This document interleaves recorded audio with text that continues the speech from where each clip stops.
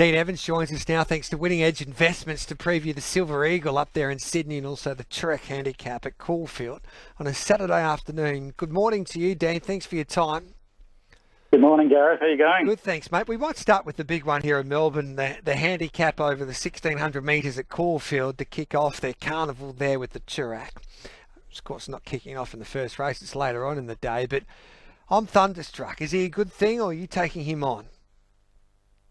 Oh, look, he's a high-quality animal. I'm thunderstruck. It was, an outstanding run in the Sir Rupert Clark. I think everyone saw what he did there. He probably should have won.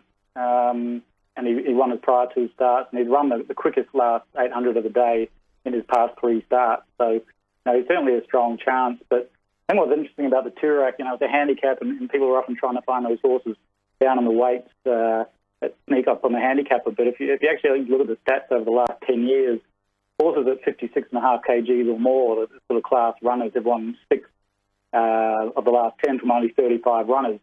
Whereas runners from 56 kgs and below have only won 4 from 132 runners. So the class horses in this race, often are the victors. And the other interesting element of this race, no mare's even run a place in the last 8 years.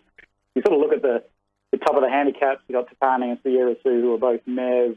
And then you got Superstorm there, who I just think is the absolute class horse of the field. He ran second in the Australian Guineas and the All-Star Mile last year. He won the Group 2 Fian 2 starts ago, despite being in the worst going and not really being a wet track horse. And then he was a good third to Zaki, probably the best horse in Australia, and he raced 3 wide, no cover in that start. Mr. Quickie won this race last year, coming back from the 1800 of the Underwood. And Superstorm ran third in this race last year, but he had a really unsuitable prep. He wasn't going as well. He was backing up 7 days after a 2,000-metre run. So, I just think Superstorm in this race, at sort of the $13 each way, you can get something like $3.50 a place. I'd much rather be betting that than the $2.50 on offer for I'm thunderstruck. And Danny O'Brien's team starting to fire once again as well. So Superstorm, $13 each way all day. D. Oliver riding for those famous cerise and white colours there for Bob and Sandra Peters. Hamish Boyd looks tough to beat in the Silver Eagle. He hasn't got a great winning strike rate, but do you think this is a nice little race for him in Sydney tomorrow? Yeah, look, I absolutely think he's one of the bets in the race. He also came off an unlucky run in the Sir Rupert Clark. He was only beaten 3 lengths, but he also got held up and never really got to show his full finishing berth. He's a horse who ran third in a Newmarket Group 1 also. Interesting to note that Jamie McDonald has hopped off Equation, who's sort of one of the favourites here, to ride Amish Boy.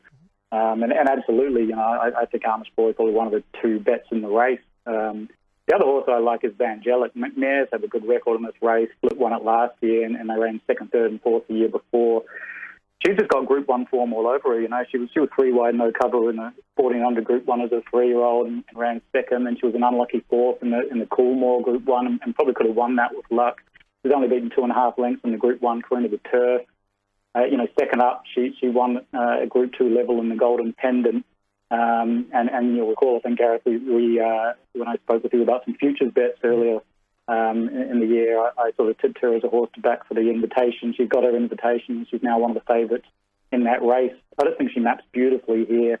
She can either lead on the fence, or if a horse like Ellsberg wants to push forward, she'll get a beautiful trail. I think with the way the track is, it's a good track. It should probably help horses, close to the pace and on the fence.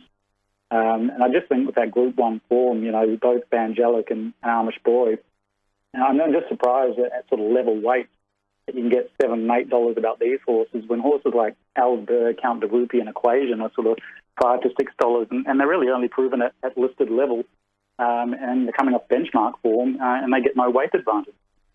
So I like the value there. Vangelic $7 and Hamish Boy at $7.50. Great days racing, especially here in Melbourne, mate. And Winning Edge Investments has been going great guns. And for the RSN 927 listeners, you do have a special deal for them.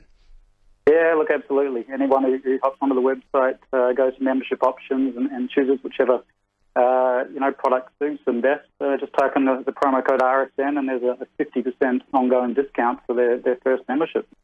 Great stuff. Thanks for that, mate. We appreciate it, Dean, and good luck there tomorrow. Thanks, Gareth.